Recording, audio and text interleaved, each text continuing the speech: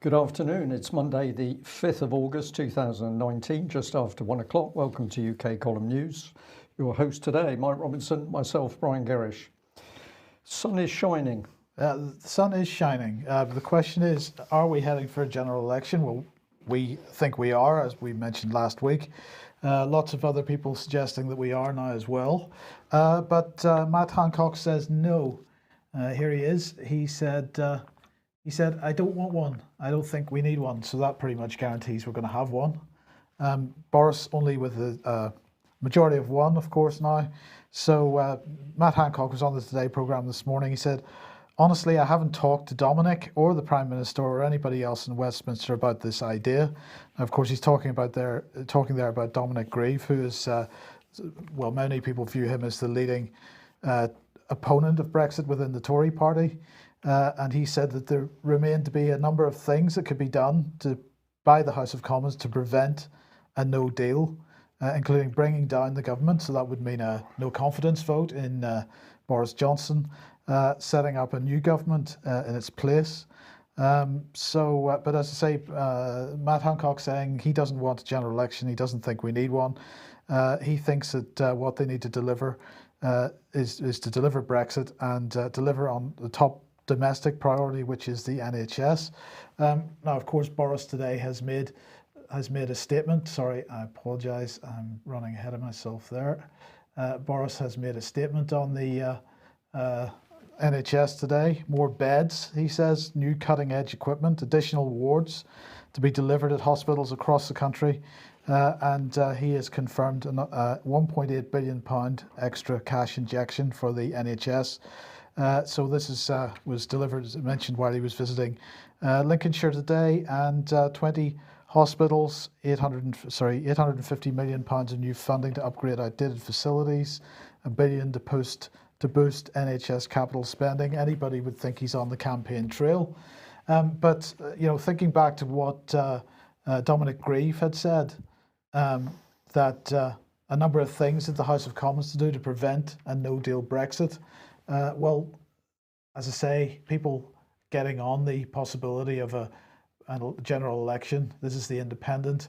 And the Independent saying that the Prime Minister is plotting a people versus politicians general election. This is a pretty dangerous development, Brian, because really what they're attempting to do is to pitch the general population against politicians. And that's not going to end well. It's not going to end well. And the other bit we've got to consider is who has the voice of the people at the moment, because the average person doesn't have a voice. This brings us to participatory democracy, where it's the big NGOs and the charities that receive all of the money from the trust and indeed the government that supposedly provides the voice. So you're going to see the shouting by these organisations as if they are the voice of the people, but what will they be doing running a political agenda? But the broader issue here, as I think a few people are starting to commentate on now, is, as we said on Friday's programme, Boris saying that he wants to keep the union together, and we were asking which union was he talking about, because we don't believe it's the United Kingdom that he's talking about, the UK union. Of course, if you pit people against politicians, you're effectively attacking the Constitution. Yeah. And that's probably going to end up with the breaking up of the UK. Well, it fits, doesn't it? UK is causing a problem to the European Union. So what do? You break up the United Kingdom. You just leave it parked on the edge of continental Europe. Job partly done. Okay, well, let's move on then to the INF Treaty. The war of words is continuing, and today it's the Russians speaking out. This, of course, follows the US withdrawal from the treaty on Friday last week. Here's the Deputy Foreign Minister of Russia, Sergei Ryabkov. He was speaking to the press today. He said, in fact, the US has not taken any necessary steps on rectifying violations of its commitments under the treaty. Now, of course, both the US, the UK, Europe, and, well, perhaps less Europe, but certainly NATO, saying that Russia is absolutely outside the scope of the treaty, and therefore the US has has sort of removed itself from that and broken the treaty. But the Russians saying that the deployment of Mk-41 launchers of cruise missiles on the ground is banned under the treaty. The US has been doing that. No progress has either been made on so-called target missiles fired by the US from the ground tests, or to test their air defense system, which is similar to, by their characteristics, to ballistic, intermediate, and short-range missiles. But they also said this. This also concerns the Pentagon's use of unmanned combat aerial vehicles, which are fully defined by the treaty's terms, such as a ground-based cruise missile. So the Russians highlighting a whole range of areas where they believe the United States has been in breach of the treaty. They are a bit concerned that the US has unilaterally withdrawn from the treaty. They're saying they want to keep dialogue open, and they're continuing to invite the US to speak more about this, but of course that isn't happening at this point. US withdrawing. Well, meanwhile, we've got, I'm not quite sure of how to describe it. Dross is a word I use quite a lot with respect to so-called mainstream reporting, but I think the Express wins the Dross prize here. The title is Iran War. Expert reveals who would win in UK versus Iran fight. Back to Middle Ages, the likely outcome of a war between the UK and Iran has been revealed by a top foreign policy writer who claimed Britain could send the Middle Eastern state back to the Middle Ages. This, to me, was some of the worst journalism I've seen over the last few months, and it's a pretty difficult field, a lot of competition. But let's have a look at what they said here and how it went. So this is the gentleman they refer to. He's called Mr. Peck. He said that the Iranian Air Force is a museum mix of a handful of old American-made F-14 and F-4 fighters and Russian-made aircraft. Britain has the advanced Eurofighter. Typhoon has now received its first F-35 stealth fighters, 6 of them I think it is, and can support its combat aircraft with an array of tankers, electronic warfare planes and drones. Well, this is all complete nonsense, because we just don't have that operational capability. But this is what the smiling gentleman says. And then he goes on to say, while Iran may or may not be developing nuclear weapons, Britain most certainly has them, 4 Vanguard-class nuclear submarines, and we can send the Iranians back into the Middle Ages. But he then points out that the UK will be unlikely to use these nuclear weapons for political and humanitarian reasons. Really? Yeah. So we can't send them back to the Middle Ages then? Well, no. But let's come back to the reporter. It's James Bickerton. Now, I believe this gentleman used to work for Sarah Wollaston MP. So according to the paper, he joined the Express in June 2018, previously worked in politics and PR, there we are, including a year-long stint in the parliamentary office of Dr. Sarah Wollaston MP. Politics remains his primary interest, and he's always keen to chase up stories on the subject. So no substance, no real facts, no proper analysis, just a hype story that we could use nuclear weapons against Iran, but we're not going to do so for humanitarian reasons. This is complete dross, Mike, and it's being pushed out there as if this is substance, journalism with substance. Don't think there's such a thing in this country anymore. Fake news. Well, good news, Brian, really good news, because speaking of Britain's typhoons, here is one. Well, a £346.7 million contract has been awarded to Rolls-Royce to provide maintenance for the EJ200 engines that are in our RAF Typhoons, and this is up until 2024. As the Typhoon continues to form the backbone of the RAF fighter jet fleet. I thought the F-35 was going to be taking over, but anyway, it doesn't matter. So apparently already this year, according to the Ministry of Defence, RAF Typhoons have led the fight against Daesh in Iraq and Syria as part of Operation Shader. And they've also undertaken Baltic air policing missions with NATO partners, and further NATO policing missions planned in Iceland for later this year. Why are we policing Iceland? I really don't know. No. Perhaps I should, but I Well, don't. There you go. Anyway, Anne-Marie Trevelyan, who's just been made Defence Minister, said not only will this contract help to maintain our world-class jets, it secures 175 jobs across the UK and boosts the skills base. So well, that's good stuff. But of course, what Anne-Marie Trevelyan nor any other representative of the Ministry of Defence has told us is what is going to be happening with the maintenance of F-35 engines, because of course Turkey was supposed to be providing that, as we've mentioned on this programme many times, but we still don't know who is going to be managing that in the coming months and years. I'm assuming that F-35s will need engine maintenance at some point, but apparently not, because we don't seem to be too concerned about the fact that Turkey's been thrown out of the F-35 club and we don't have a replacement. Right.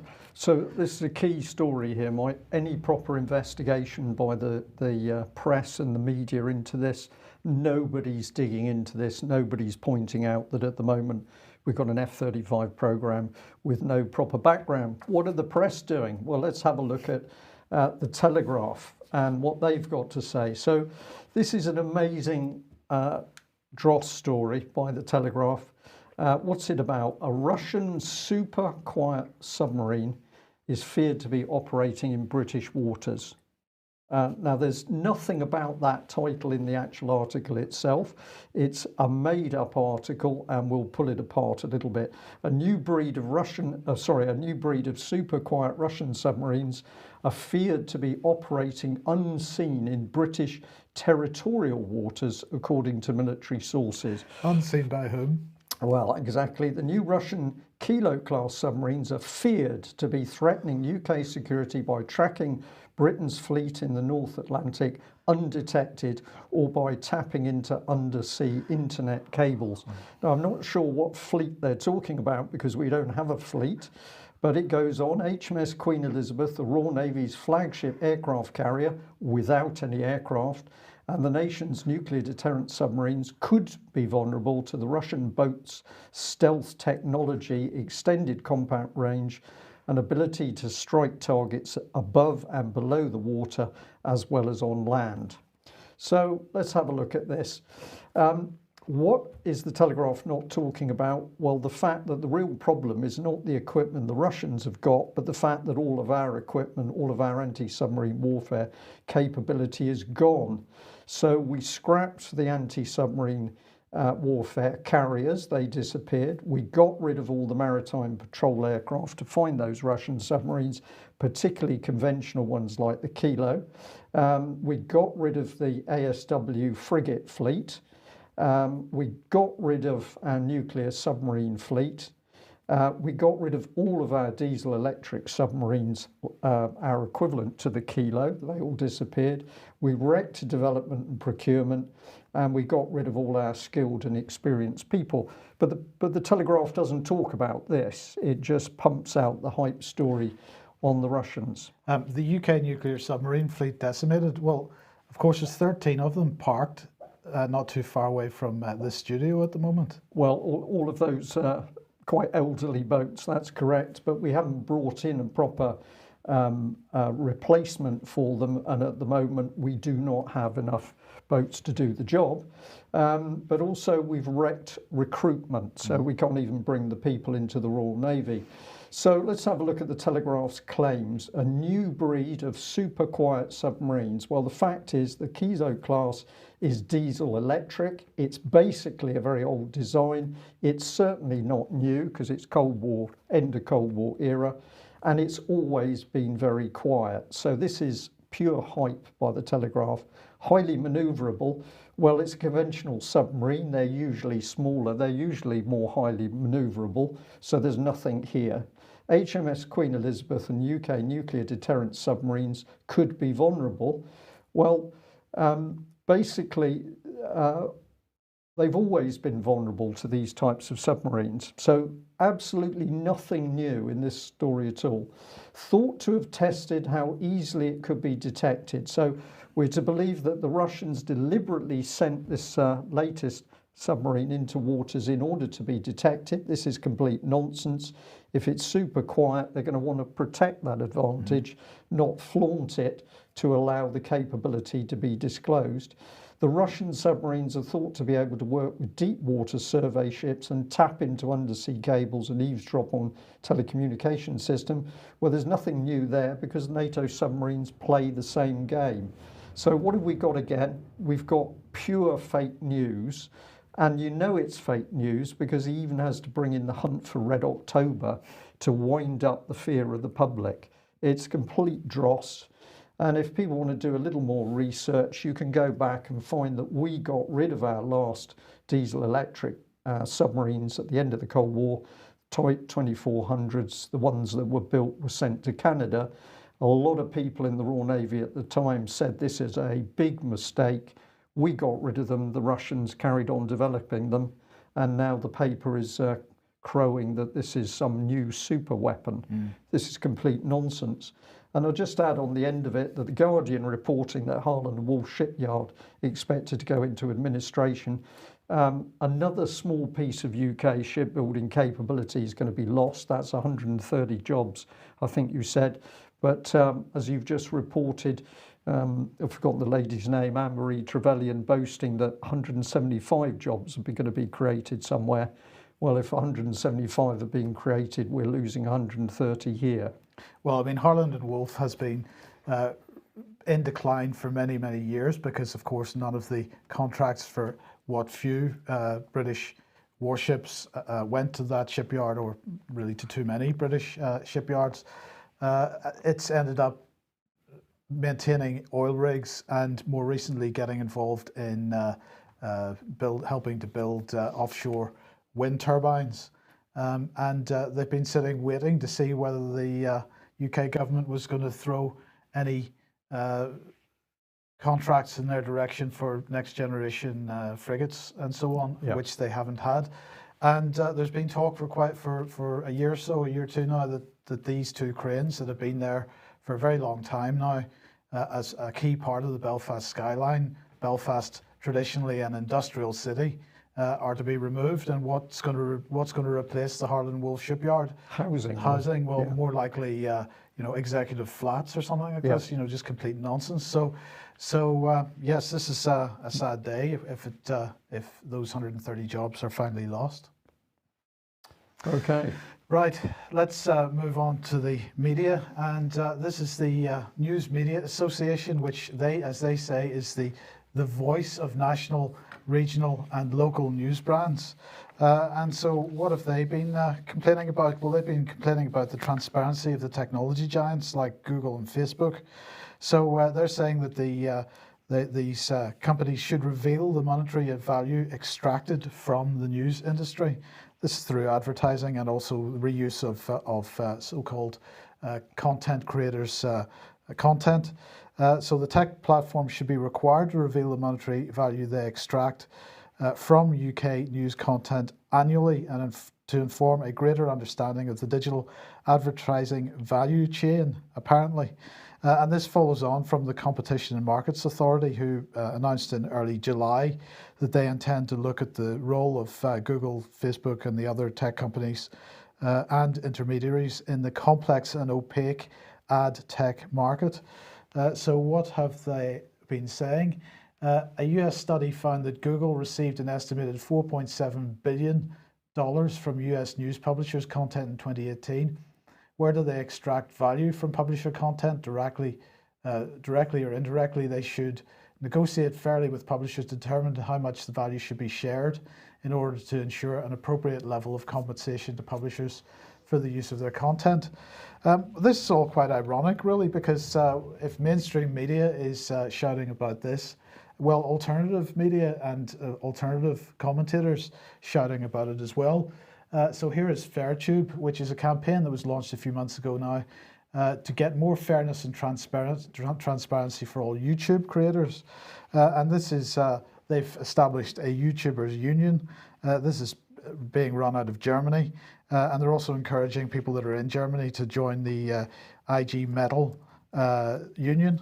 And they propose a number of things, for example, publishing all categories and decision criteria that affect monetization and views of videos, give clear explanations for individual decisions, if a video is demonetized, for example, and so on. So this applies to everybody, not just mainstream media. It's a bit ironic that mainstream media chooses to attack so many people that are providing useful content on social media, not just themselves, but it's only themselves that they're looking out for here with the pressure that they're attempting to put on. Yeah, it's getting pretty messy. Why do we need free press?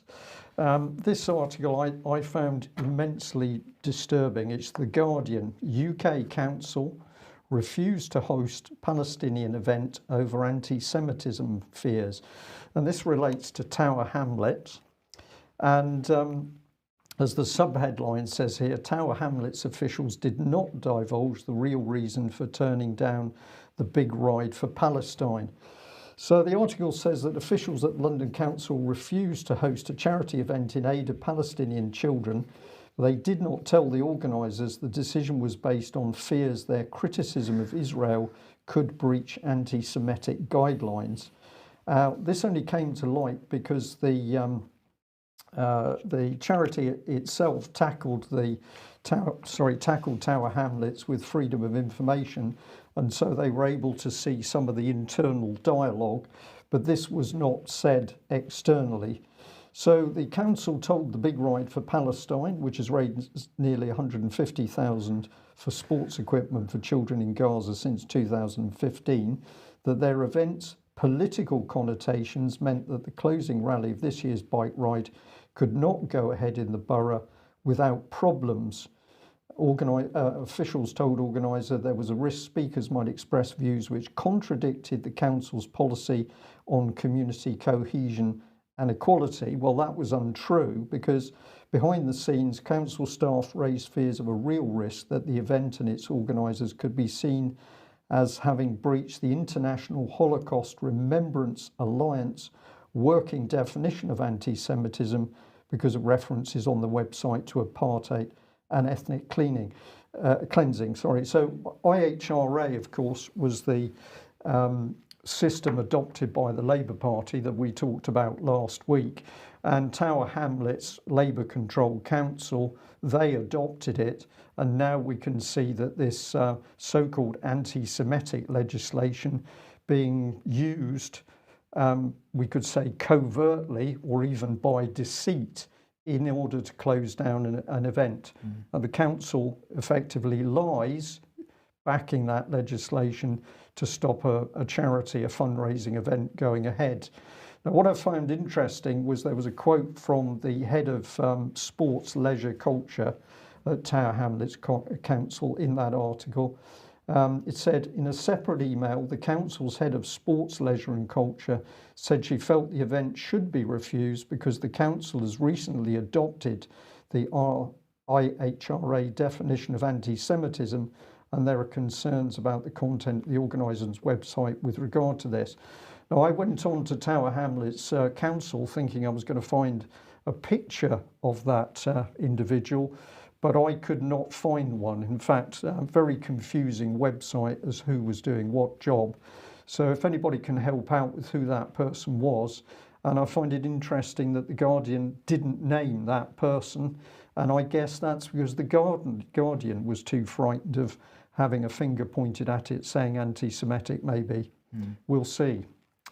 Okay, quick reminder that if you like what the UK Column does and you'd like to support us, then please head over to ukcolumn.org/community. You can join us there and take part in on the community website in the discussions that are going on there. Excellent, and we're going to say thank you to the supporters who turned up at the court hearing, Crown Court, Southwark Crown Court on Friday. That was David Noakes, was summoned to court for removal of proceeds of crime, so they were after really the last of his assets. But this turned out to be a pretty interesting hearing. It was good to see so many people, estimates between 70 and 100, but I believe only 11 were actually eventually allowed into the court. This is part of a video you can easily find online. Ian Crane was at the hearing as well, and he did an interview with David. So I've just taken part of it here. David, very courageous, because when he started the interview with Ian Crane, he immediately said GC-MAF is the body's way of curing cancer, discovered in 1980. The government, the MHRA and their predecessors have killed 2 million people over 25 years by concealing GC-MAF from the public. If put in the NHS now, GC-MAF could save the lives of 120,000 people a year, and it is this Southwark Court and the MHRA that are preventing these people from having their lives saved.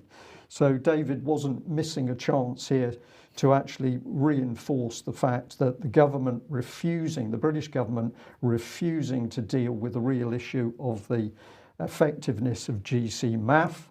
But what happened with the court was that they got to the court to discover there wasn't a hearing. Well, that's how it appeared. So together with John Smith, they challenged Southwark Court as to what was going on. It appeared that the hearing had been cancelled without telling David, which is of course unlawful itself. So he pressed, and they did eventually get a hearing. But David had dismissed his legal team in order to represent himself. And I think that what was happening was some dialogue between the dismissed team and the court, which caused seems this to problem. happen quite a bit, doesn't it? It does seem to happen quite a bit when people dismiss a legal team thinking, thank goodness I've got rid of them.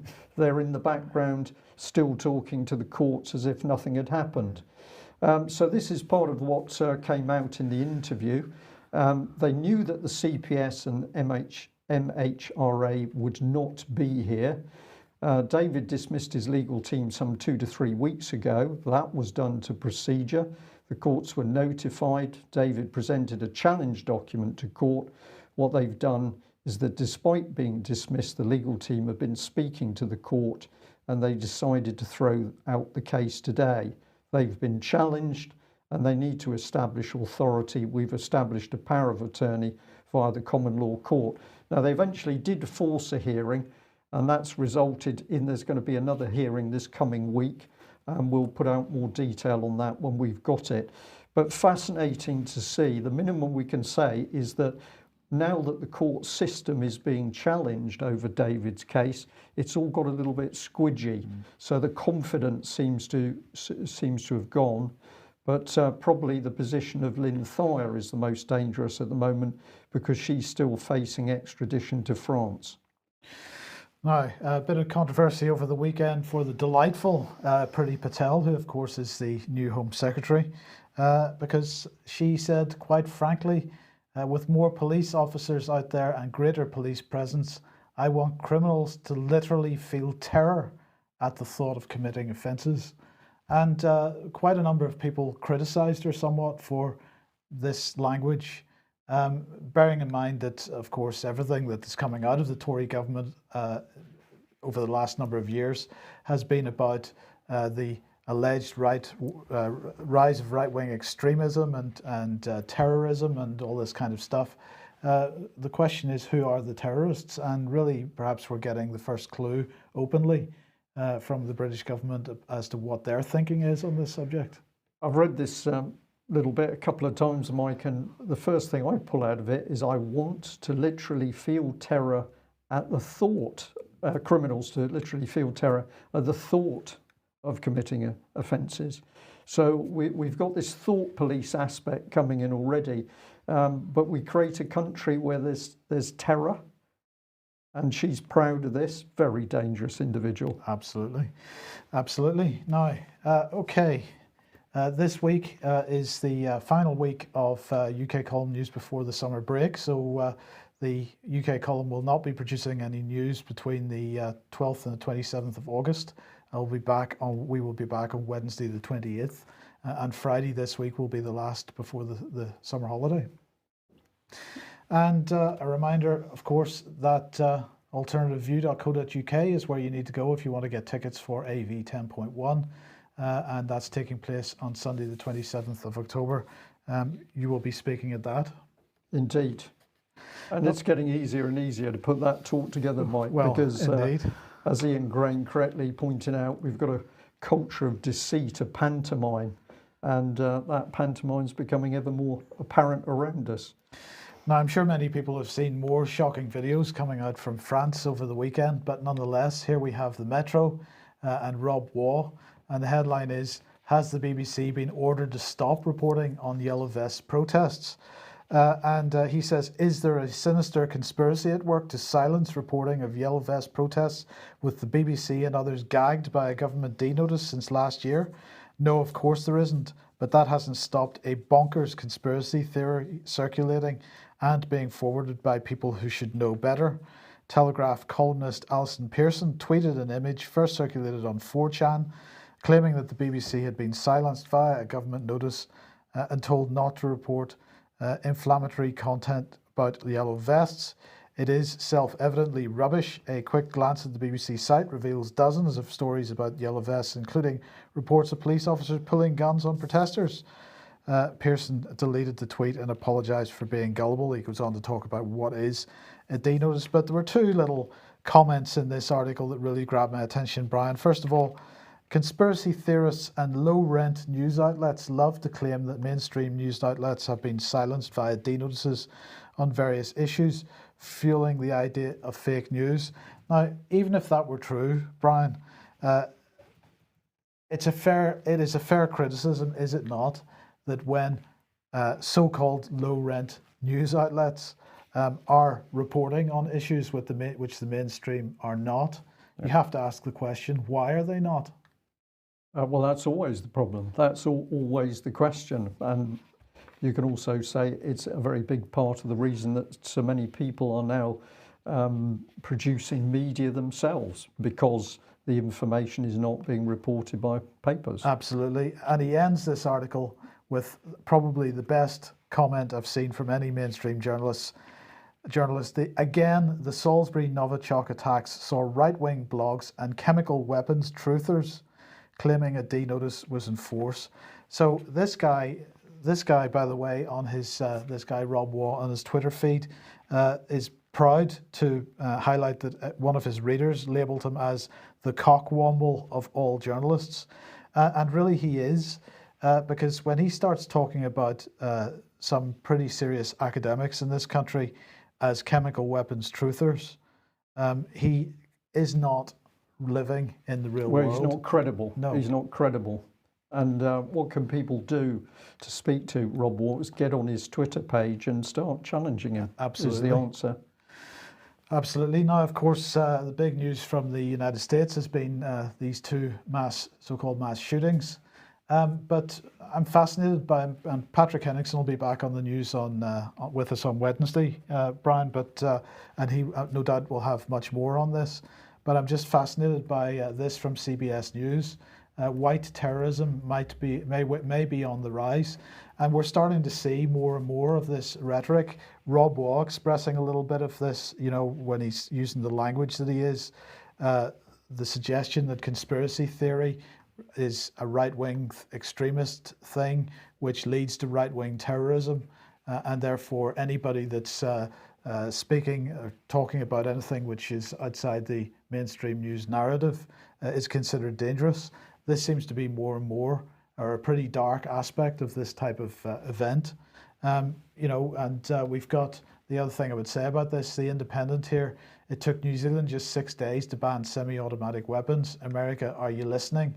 And it seems to me, Brian, you may have a different view, but it seems to me that getting rid of weapons, guns, is dealing with a symptom once again, not dealing with the underlying problem. If these types of events are happening in the United States, is it actually any worse than what's going on in London with knives and machetes?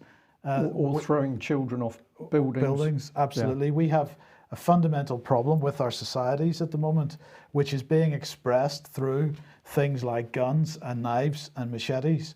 Getting rid of guns, knives and machetes doesn't solve the underlying problem. Well, the other thing is, of course, you don't. I mean, that's a pretty naive headline to suggest that you've got rid of automatic weapons from New Zealand, because where are the automatic weapons going to be? They're going to be in criminal hands under the surface. It'll only be decent citizens who will be denied the automatic weapons. The criminals are still going to have access to those weapons.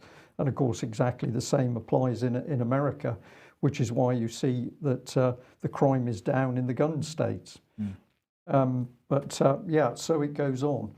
Well, I'll just end on the fact that we are continuing to do work into ICSA's Nottingham Child Abuse Report.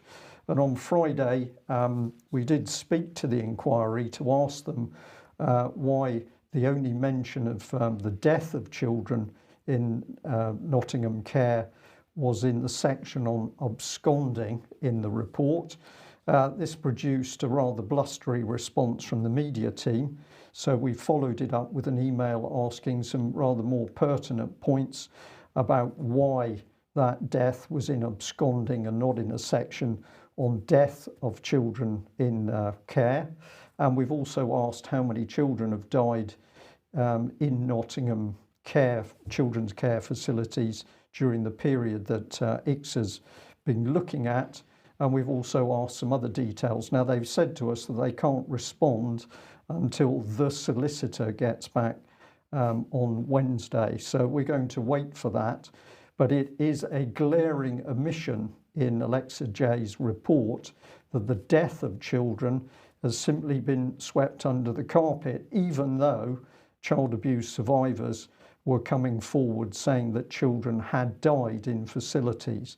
On Friday, they tried to indicate, well, deaths was simply the responsibility of the coroner, not for us. So we've put our concerns in writing and we're waiting to see what sort of response we get. That's it for today. We will be back at the same time on Wednesday. And I think Patrick Henningsen will be joining you, Mike, for that session. Who owns the blue bucket? That is a question you'll have to wait until the end of the summer break and we'll let you know. Thanks for joining us. Bye-bye.